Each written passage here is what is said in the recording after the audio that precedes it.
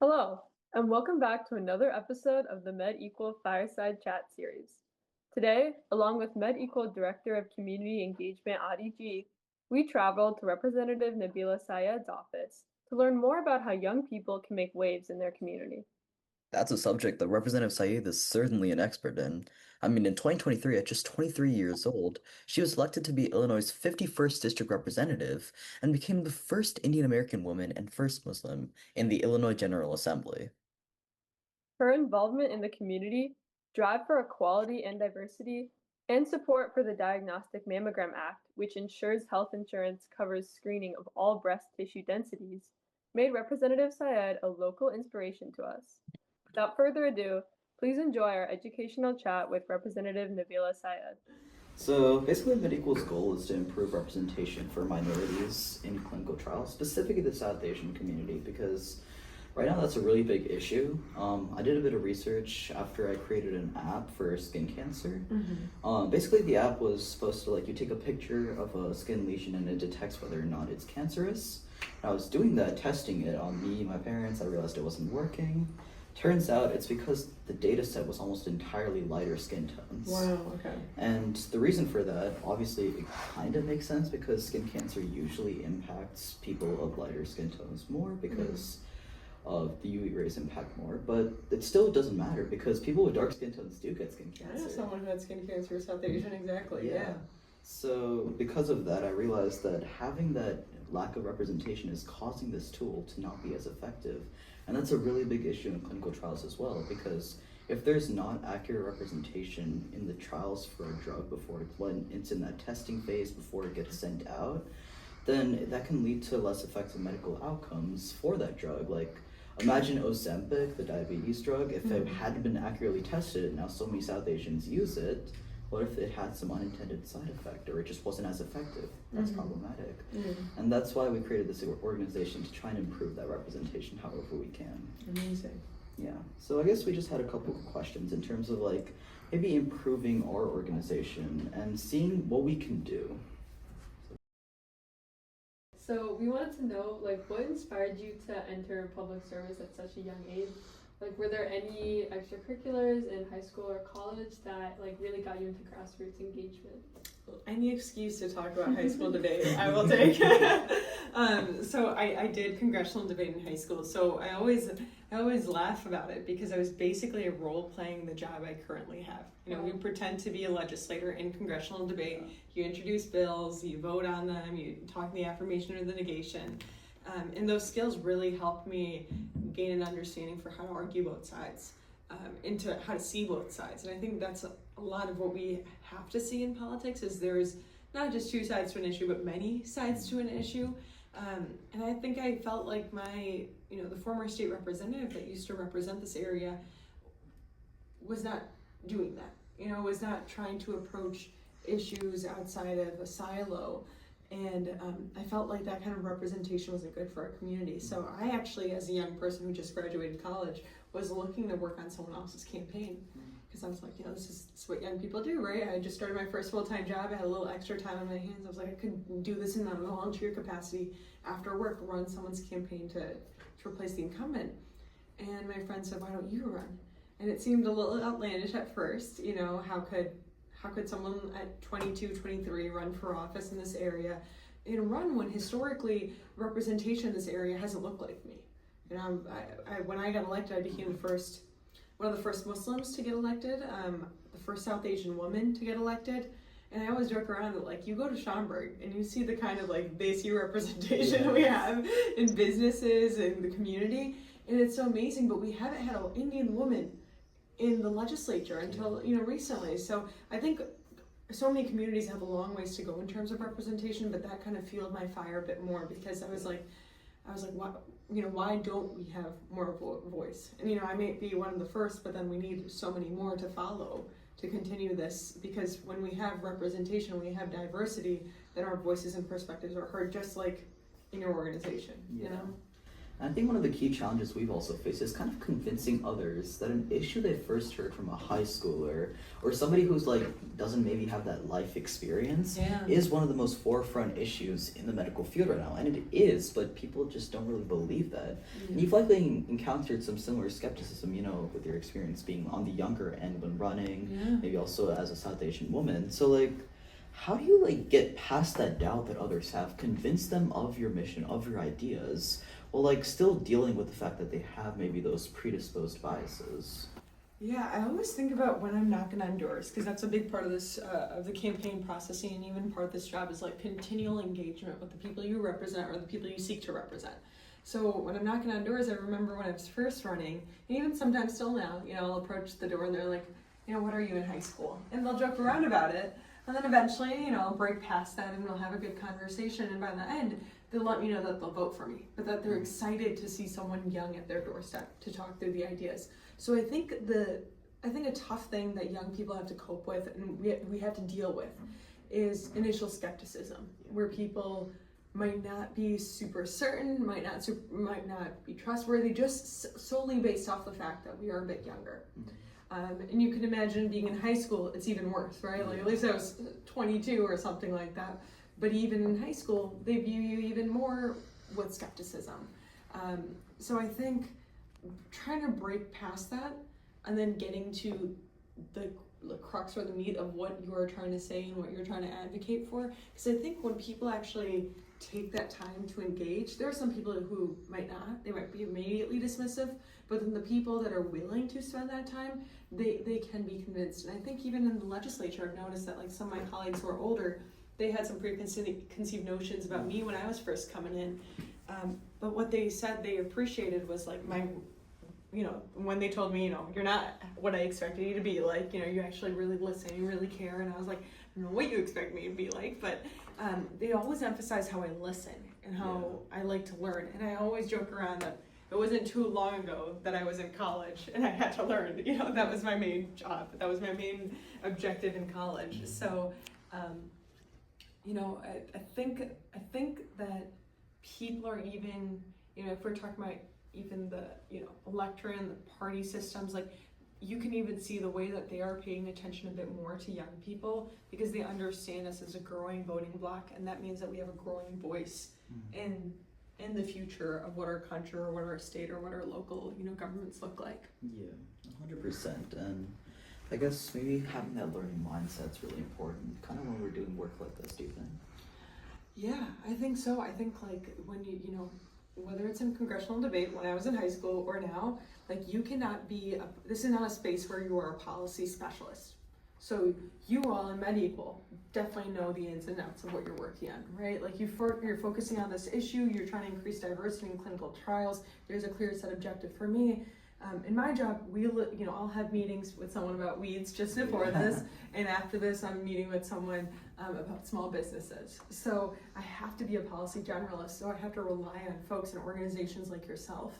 And I think it's so critical for me whenever I talk to like a group of young people, I'm always saying like, hey, if you have any kind of ideas, like come to me, let me know, because we want these ideas. When people have good ideas in our community that should be laws, we want these ideas to be laws. And I always say, like, I'll be honest with you, I'll talk about feasibility, we'll see what can actually work.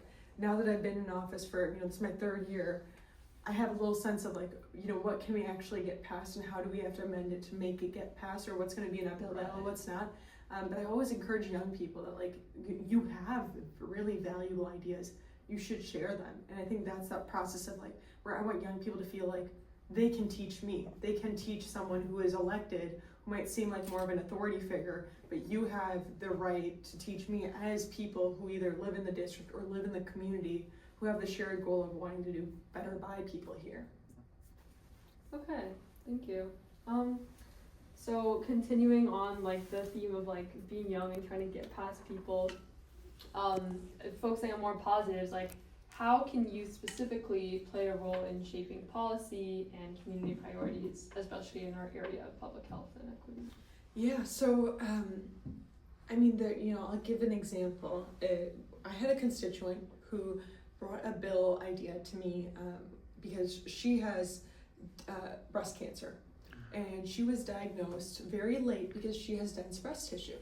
And the only kind of breast cancer screenings called molecular breast imaging is actually helpful for people with dense breast tissue to be able to detect breast cancer. And she didn't receive that screening early enough. And one of the barriers to that is having insurance mandating or having insurance cover it. So it's cost prohibitive. So people don't opt in for it because they don't want to pay for it. And that is completely understandable. But what that means is for Black and brown women who tend to have dense breast tissue, or are more likely than their white counterparts to have dense breast tissue, they don't have access to this critical type of screening. So in the state of Illinois now, House Bill, I think 4180 was what it was called. We passed it, I think, a year ago, last year. And I worked with Leslie Yerger on it. She's my constituent. She's also the founder of My Density Matters. We worked together and we passed it into law. So now it's law that, the state of Illinois mandates that all insurance, private and public, cover molecular breast imaging. So that's an example of how like an idea from someone with that kind of experience or concern in the community can evolve into something that is actually a law and signed by the governor. So I don't know if that fully answered the question. That's a really inspirational example. Yeah, but there, I was just looking at it yesterday. There's 21 laws that I've passed, and a lot of them have been informed by people in the community. So whether it's public health or a different kind of issue, that is like the tangible way in which, I guess, state level politics can help address one of the concerns. And I'm sure you all know this, but there has been legislation that was proposed from Marcus Evans regarding clinical diversity or requiring diversity in clinical trials. And I don't know if you've heard of his personal experience, but when he was 27, actually it was younger than 27, he first got elected when he was 27. When he was younger than 27, he got diagnosed with cancer, but he had to insist that he would get more, testing and a proper diagnosis, because they kept sending him back saying he has asthma for over a year. And as a former cancer survivor, he felt like, as a young Black man who was trying to advocate for himself in a system that was not, necessarily open at that time to hearing what he had to say in his advocacy for his own health, he sees the importance of diversity in clinical trials. But that's an example of how his own lived concern, can result in advocacy for this. Yeah. And I think, especially nowadays where this has become a bigger issue, how do you propose that younger people kind of look past the political noise, misinformation, or even partisanship that can kind of pollute this whole idea of bringing about meaningful change, and maybe have a better chance of actually bringing change on polarizing issues with more of a long-term impact rather than a short-term distraction as a solution? Yeah, so I will say, it seems to me, I've only been in state government, but it seems to me like it's easier in state government than it is at the federal level. Right. And it's, it's the political dynamics here in Illinois are different. We have a lot more Democrats in the legislature, in the Senate, and in the House. So sometimes, even on polarizing issues, we are able to make progress because we might not necessarily need the votes of our Republican counterparts. So whether it's gun violence prevention or reproductive health care, those kinds of issues, we are able to pass quality, good legislation, in my opinion, to address some of those issues. But even in those issues, people might, even within the Democratic Party, think we might be going too far. The assault weapons ban was an example in Illinois, where even some maybe more moderate Democrats weren't sure if we should ban assault weapons. And there was hesitation there, whereas from folks like myself, I wasn't in office when they passed it a few days before I got inaugurated, but that is something that I would have been, a strong proponent for, an easy yes vote on. So I think what it comes down to is conveying the importance of that policy for people in their districts and their communities. Because at the end of the day, we respond to our constituents. That is the role of a representative. We're supposed to, that's why I knock on doors, it's to hear their concerns. And I think, a good example of this at the federal level right now is the big, beautiful bill that is proposed, that is currently in the Senate. and it's had significant amendments, but it threatens to take away healthcare from 770,000 people in the state of Illinois. So what different organizations have been doing is they've been going to Republican Congress people's districts and giving them petitions signed by people in their communities, in an organization doing this in Illinois, Citizen Action Illinois. And they're giving them petitions signed by people in their community that will be impacted by this or that care about this. Because there are people in their districts that if they vote yes on this bill, are gonna be stripped from healthcare entirely. Yeah. So that is one way where like we might try to, you know, if it's not working saying in the nice way, then I guess, you know, showing up with petitions at their door is how we communicate those messages to make sure people are aware of how it is going to impact their, you know, their folks. Okay, so changing topics a little bit. MedEqual, as you know, like we're focused on increasing South Asian representation in clinical trials, and so far what we've done is mostly like spread awareness. Like we're at a stage where we notify people and we try to like you said, like knock on people's doors, like letting them know. But how can we like move beyond simple like awareness into lasting policy and structural change?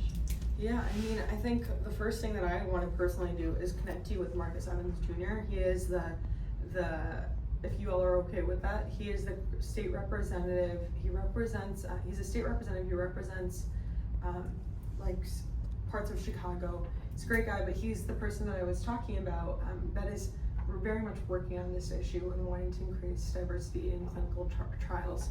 And I think he would just be, I mean, I think he would be thrilled to hear that people are advocating for this. Yeah. And care about this, because this is, you know, his own lived experience too, so I think it would mean a lot. Can I ask where you all live? Yeah. We live in Naperville. Naperville? We used to live in Schaumburg. Okay, you used to live in Schaumburg. I live in Schaumburg currently. You live in Schaumburg, so Schaumburg might have Michelle Mussman or Fred Crespo. Yes. Yeah, and then Naperville, there's a few different reps there. Do you know your rep? I'm pretty sure our rep for the federal level is Bill Foster. Bill Foster, and then you probably at the state level might have Janie Ingor, or there's so many reps in Naperville. I think there's like 4 or 5 that overlap. But I would recommend like even starting out having those kind of like just like this. I think many of them would be open to it unless you have already done that, and then, you know. We're actually speaking Representative Foster next week. Oh, nice. Okay, so you're going to the federal level, which is really cool. But it's engagement like that where people don't like, you know, I don't think I've ever had anyone come to my office to talk about diversity in clinical trials. You know, this is my first conversation. I've heard about the issue through Marcus and through his advocacy there, but I have not heard from people in the community that this is something they care about. So like these meetings bring it to the forefront. We're like, this is an issue, this is what people care about. And I think even reaching out to some of the South Asian representatives. There's only 3 of us, you know, so one is off the list, but then you have Senator Ron Billybaum and Representative Kevin Olakal. And those would be people how similarly you reach out to our office. You could go to ilga.gov. ILGA is the website, and you could see all these emails for how to reach out to their office too. Yeah. And I'm sorry if that's basic information, but you know, we'd like to provide it because people don't know ILGA exists. But I would say that is some areas, and then if you, you know, I need to check up on the status of this legislation that Marcus proposed. I don't know where it's at in the process right now. But I think even at the federal level, I don't think they have anything mandated like this. I don't know the likelihood of it getting passed in an administration like this, where we're mandating diversity in clinical trials, and it's very sad to say.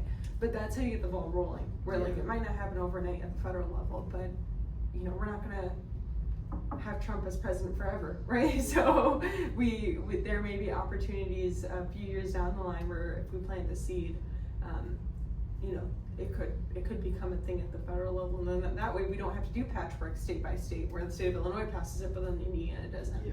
Because at the end of the day, like the clinical trials, the ones that are being funded by federal government dollars, you know, happening at the large scale are happening on the federal government's purview, and we would, you know, wanting to see diversity in clinical trials there should be happening at all levels, but especially at the federal. Yeah. And going off of that, if we as MedEqual wanted to propose legislation, maybe a resolution, so something similar to the South Asian Heart Health Awareness and Research Act, which was basically improving, like basically giving grants to people working with research in the heart health area, especially with South Asian minorities. Like, if we wanted to propose legislation like that, what steps would we have to take? What would be the first step, and how do we go about that? I think the first step would be coming up with the idea. Like, what is the language of what you're looking for? And it does not need to be exact, because the way the process works on our end is we might take an idea and we will send it to the Legislative Research Bureau, which is a group of lawyers, and they work for both Republicans and Democrats. They're not partisan at all. They're just government employees, and they actually refine it so that it could fit into state statute. Because if I was writing stuff to fit into state statute, it would be certain to have legal issues.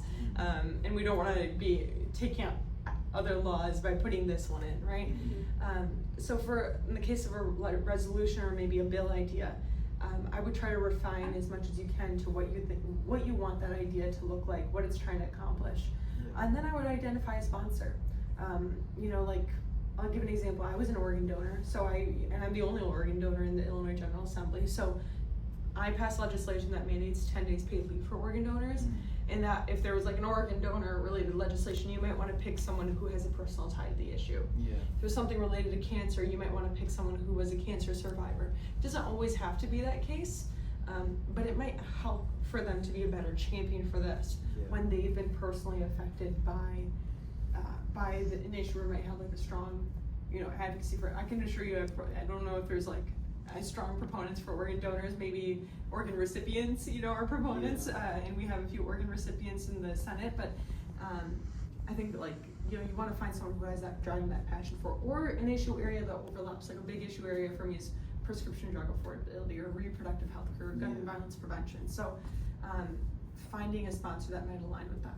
Then you run into issues of like, okay, well, this person's not responding, and then you go to the second best person. You keep trying because not every legislator is the same, and that's where I'll leave it at. So you want to make sure you also are working with someone that you appreciate working with, and you appreciate that like relationship, and you feel like it's you're able to communicate with them in their office. But yeah, that's basically the process. But the way we do it is you could email us over a bill idea, and we'll let you know if it's possible or not possible, or something that I get a bunch of bill ideas that I'd like. This is not my forte. This is not somewhere where I would be able to expend energy on. I don't think I'd be the best fit for this, but you might want to reach out to this legislator or this legislator. Definitely. So kind of someone who has that perspective, somebody who is willing to put in the effort to get it passed. 100%. All right. So now a bit more about how we could increase our scale of impact. So our efforts to raise awareness about the importance of these clinical trials, it mirrors your methods of outreach in some ways. So what are some methods that you could recommend to us from increasing our scalability, increasing the scalability from reaching hundreds of thousands? If I had mastered this, I would have told you, because I'm still figuring out how to increase the scalability of what I'm doing too. But I think that's an ongoing thing, because how do you get people to get engaged on an issue and then retain their attention long enough? And that's the same thing with campaigns. We run for office every 2 years. You're trying to let people know you're running, let people know why you're running, and then get them to support you, and then trying to continue that engagement. It takes a lot of time and effort and money. But I would say see, I wish I could give a good answer on this, but I don't. I think continuing to do the kind of work that y'all are doing, right? Now I didn't know about you, now I know about you, and it's one extra person, So it sounds silly, but it is one by one. But I always think about don't underestimate that one by one person impact, because I always think. I just saw your mom raise her hand when we were talking about you did. Yeah, molecular breast imaging. I was trying to not make contact with the camera, but that's an example where she might not have known about that law, but that one interaction that we had in this meeting, now someone who might have dense breast tissue or know other people that are affected by it is aware that we passed this in the state of Illinois. In the way, when you think about it on the campaign side, it's every person you talk to is someone who has the potential maybe to vote, if they're of age. And you want to be able to create those connections with people in the community, even if they can't vote, so that they know that their elected officials are not sleeping at the wheel, that they actually care. So I always think I was at the car dealership this morning trying to get my car fixed, and this guy recognized me. And he's you came to my door, so we had a good conversation. I was here I am looking I did not I was not dressed up well. I came basically in my pajamas. I was like, I look terrible. But we had a positive interaction. I hope he feels like his representative remembers and cares about that interaction. So it's not the best the best thing about scalability, but maybe knowing that as scalability is a slow and arduous process, every single interaction matters. How do you propose we take advantage of tools like the ones that are more in like the forefront now, like STEM, AI, maybe even like social media, to improve that representation?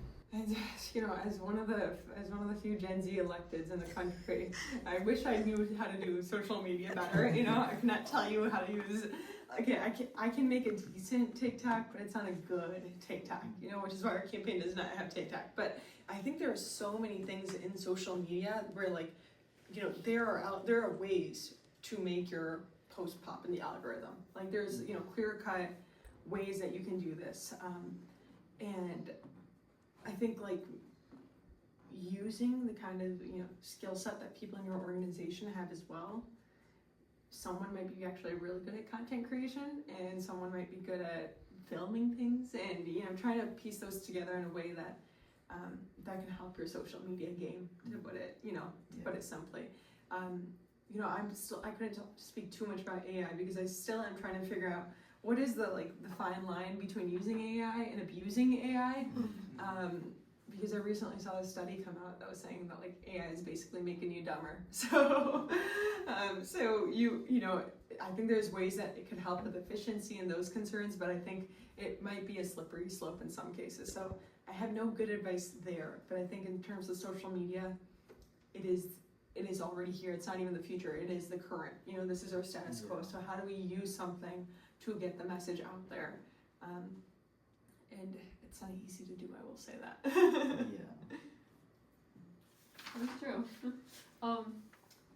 Any more substantial questions? Oh, right.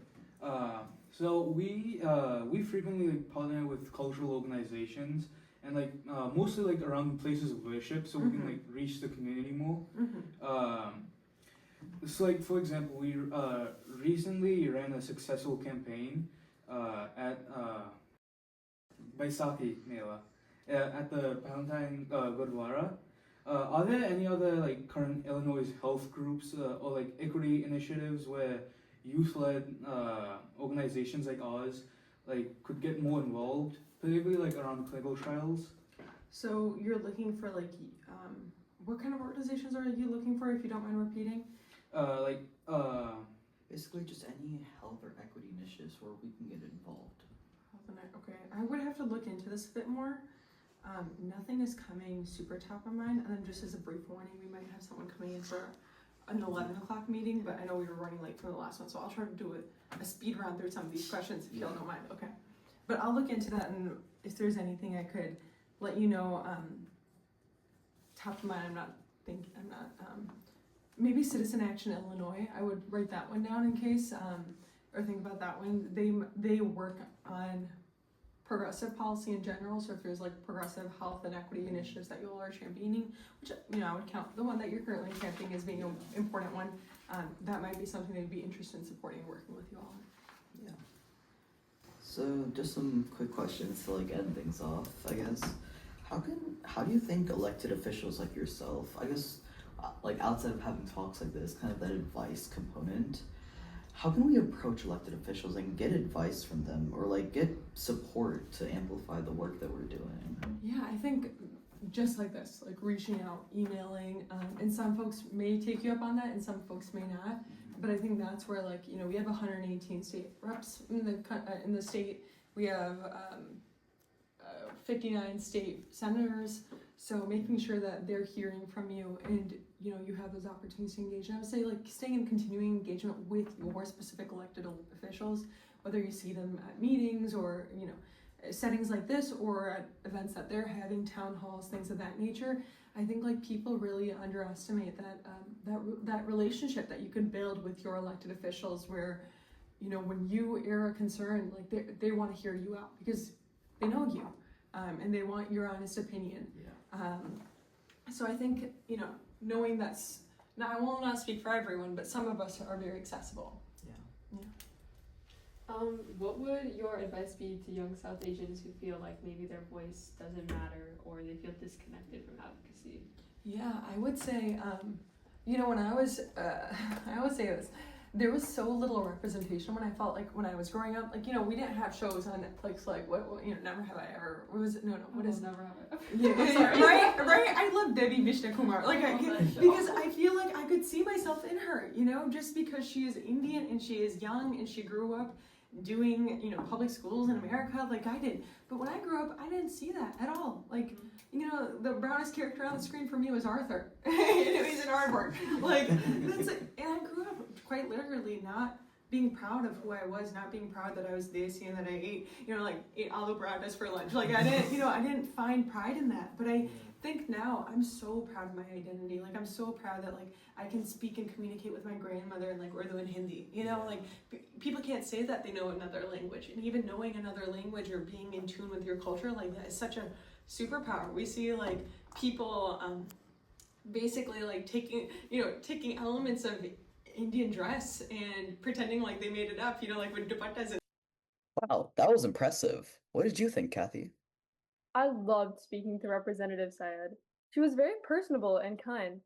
It's inspirational to think that someone so similar to you and I is making political waves in a governmental setting.